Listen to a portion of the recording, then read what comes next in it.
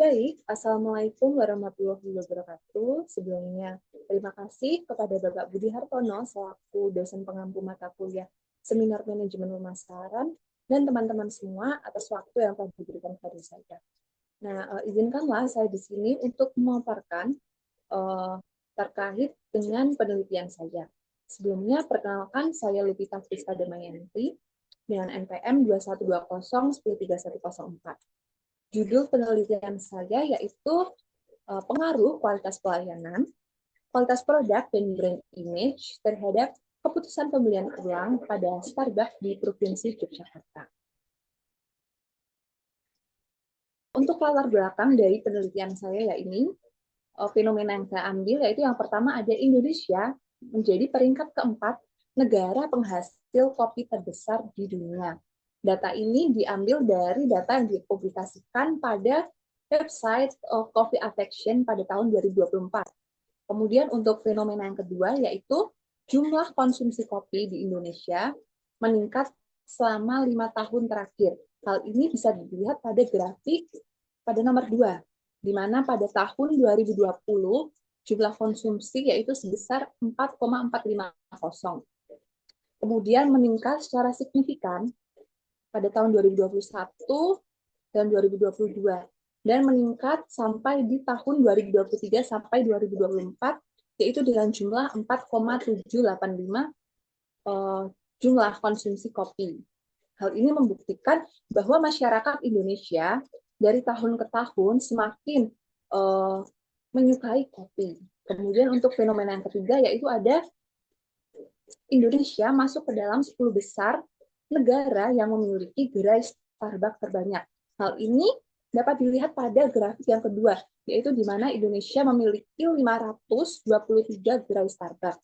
Kemudian untuk fenomena yang keempat, bisa dilihat pada tabel nomor 4 ini, bahwa Starbucks masuk ke dalam top 3 Top Brand Awards selama 5 tahun berturut-turut.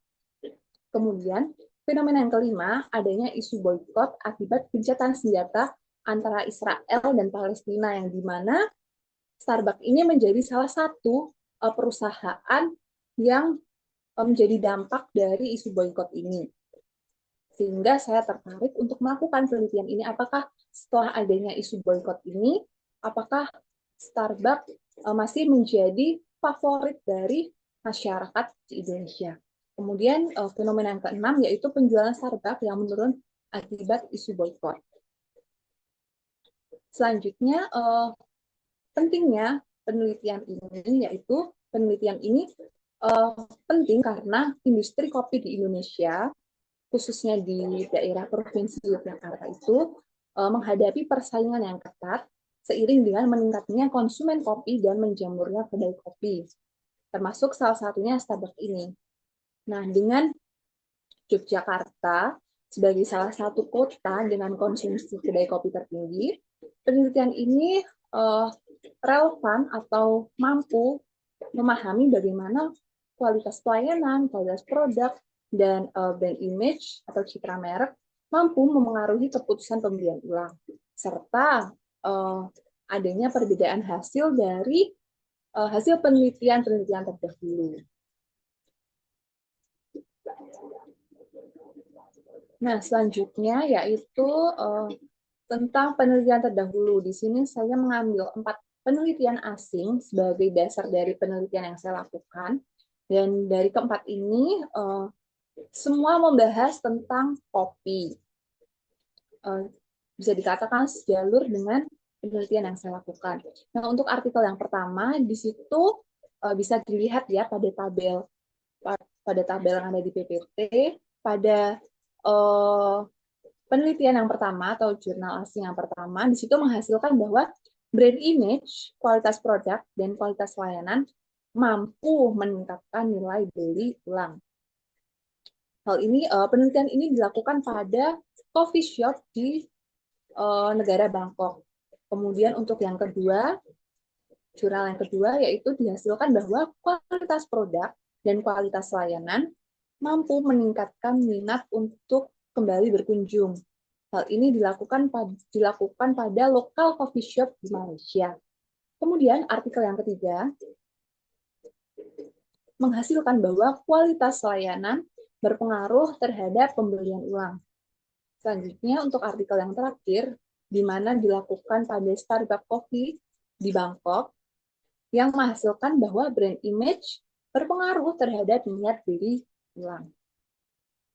Selanjutnya, di sini saya juga mengambil beberapa penelitian dari jurnal-jurnal nasional, yang di mana jurnal-jurnal ini terindeks Sinta dengan minimal Sinta 5. Di sini juga menghasilkan beberapa lihat pada tabel yang ada di PPT. Kemudian slide selanjutnya juga masih dengan penelitian dari jurnal-jurnal nasional yang saya ambil juga sebagai dasar dari penelitian yang saya lakukan, yang mana rata-rata juga sejalan dengan penelitian saya, yaitu pada bisnis usaha coffee shop. Untuk kriteria sampel yang saya ambil, yaitu berusia di atas 18 tahun, terus kemudian berdomisili di Provinsi Yogyakarta, karena objek yang saya ambil ini adalah Starbucks yang ada di Provinsi Yogyakarta. Jadi calon responden yang saya ambil ini yang berada di Provinsi Yogyakarta. Kemudian yang ketiga, pernah melakukan pembelian produk Starbucks lebih dari 2 kali.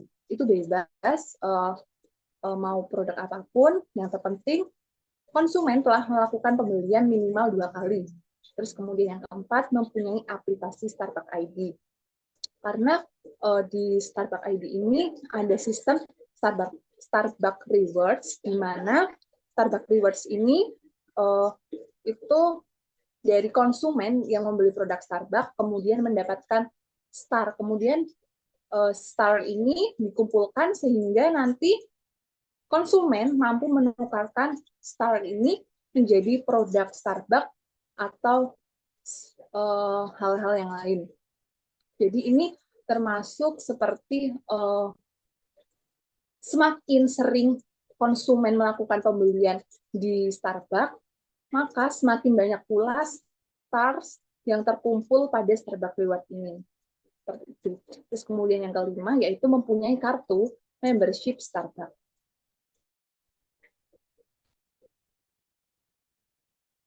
Kemudian untuk research gap atau penelitian di sini pada hubungan variabel yang pertama, yaitu di mana kualitas pelayanan terhadap keputusan pembelian ulang. Di sini untuk penelitian pertama dari Rifkiah dan Suryanto pada tahun 2024 menghasilkan bahwa kualitas pelayanan tidak berpengaruh terhadap keputusan pembelian ulang. Kemudian untuk penelitian yang kedua yaitu di mana dilakukan oleh Lestari dan Novita Ningtyas pada tahun 2021. Di sini hasilnya mengatakan bahwa kualitas pelayanan berpengaruh positif dan tidak signifikan terhadap keputusan pembelian ulang. Untuk penelitian ketiga yaitu ada dari Tresna Mardiana dan rekan-rekannya. Di sini menghasilkan bahwa kualitas pelayanan berpengaruh positif dan signifikan terhadap keputusan pembelian ulang. Kemudian untuk hubungan variabel yang kedua yaitu pengaruh kualitas produk terhadap keputusan pembelian ulang.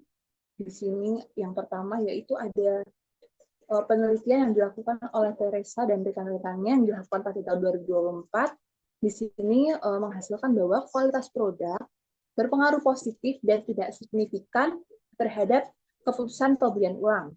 Kemudian untuk penelitian yang kedua yang dilakukan oleh Rusnovia dan Aryani, di sini mengatakan bahwa kualitas produk tidak berpengaruh signifikan terhadap keputusan pembelian ulang.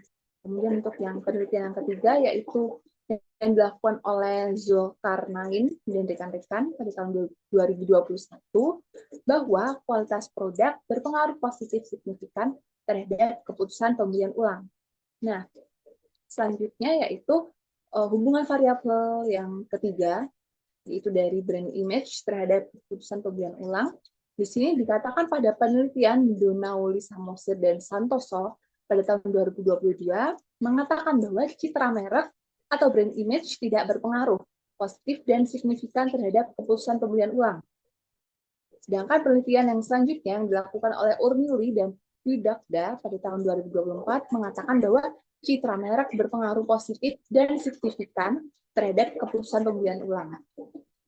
Berbeda lagi dengan penelitian yang dilakukan oleh Zuhdi dan Kesuma yang mengatakan bahwa citra merek tidak berpengaruh terhadap keputusan pembelian ulang. Yang dimana di antara beberapa adanya gap penelitian atau perbedaan hasil penelitian dari artikel-artikel yang saya sebutkan tadi, ini menjadi salah satu alasan yang mendorong saya untuk melakukan penelitian menggunakan variabel-variabel tersebut. Kemudian untuk rumusan masalah, yaitu yang pertama terdapat perbedaan hasil penelitian antara hubungan variabel kualitas pelayanan dan pembelian ulang. Terus kemudian yang kedua, terdapat perbedaan hasil penelitian antara hubungan variabel kualitas produk dan pembelian ulang. Kemudian yang ketiga, terdapat perbedaan hasil penelitian antara hubungan variabel citra merek atau brand image dan pembelian ulang. Hal ini didasarkan pada slide sebelumnya yang terdapat perbedaan hasil penelitian dari artikel-artikel yang saya gunakan. Kemudian untuk tujuan penelitian dari penelitian yang saya lakukan ini, yaitu yang pertama, untuk menganalisis pengaruh kualitas pelayanan terhadap keputusan pembelian ulang. Kemudian untuk yang kedua, yaitu untuk menganalisis pengaruh kualitas produk terhadap keputusan pembelian ulang. Kemudian yang ketiga, untuk menganalisis pengaruh citra merek atau brand image terhadap keputusan pembelian ulang.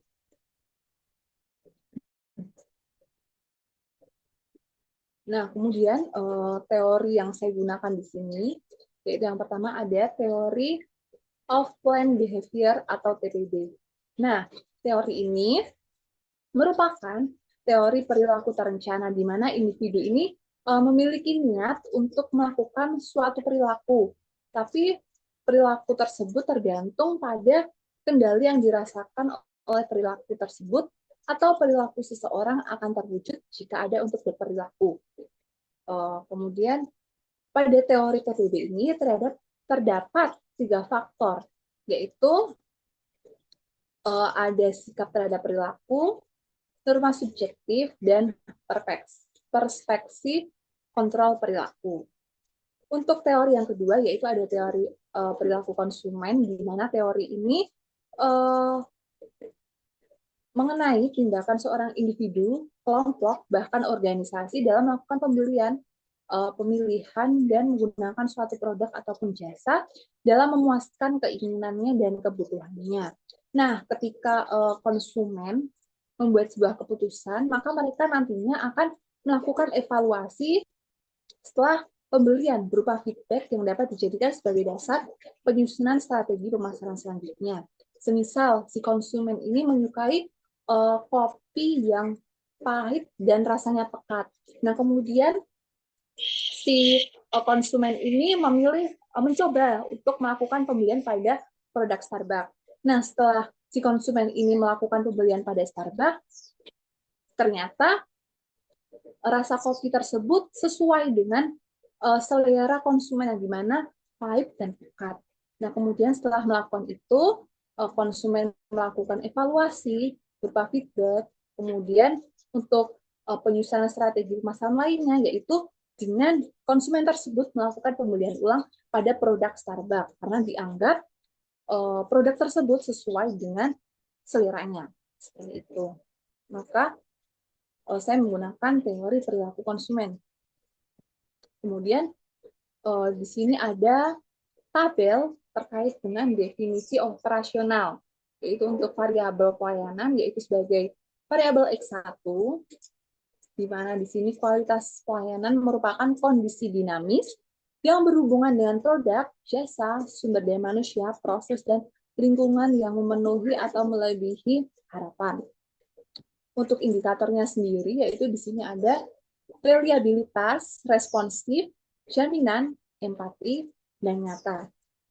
Untuk selanjutnya yaitu ada kualitas produk sebagai variabel X2, kemudian brand image sebagai variabel X3, dan yang terakhir yaitu ada keputusan pembelian ulang di mana sebagai variabel Y. Bisa dilihat pada tabel berikut ini ya, teman-teman.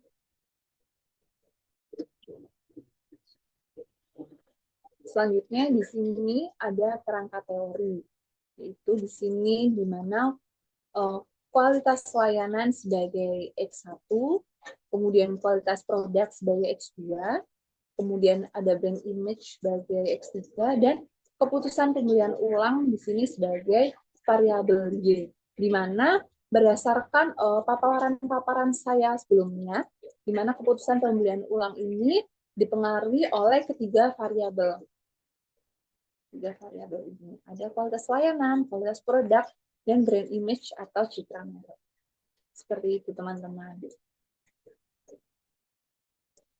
Untuk selanjutnya itu ada metode penelitian. Nah, di sini yang pertama yaitu desain penelitian ini termasuk ke dalam penelitian kuantitatif, di mana penelitian kuantitatif ini merupakan sebuah metode penelitian untuk meneliti populasi dan sampel tertentu, terus kemudian pengumpulan data melalui instrumen penelitian, dan untuk menganalisis sebuah data yang bersifat statistik sehingga mampu menggambarkan dan menguji hipotesis yang sudah ditentukan. Nah, oleh karena itu di sini saya menggunakan metode penelitian kuantitatif dengan teknik purposive sampling yang berupa penyebaran kuesioner kepada responden sesuai dengan sampel yang sudah ditentukan tadi di slide awal atau di slide-slide sebelumnya, teman-teman. Kemudian untuk durasi penelitian, kemudian ada ukuran sampel di sini. Baik teman-teman, cukup sekian pemaparan dari rencana penelitian yang ingin saya lakukan.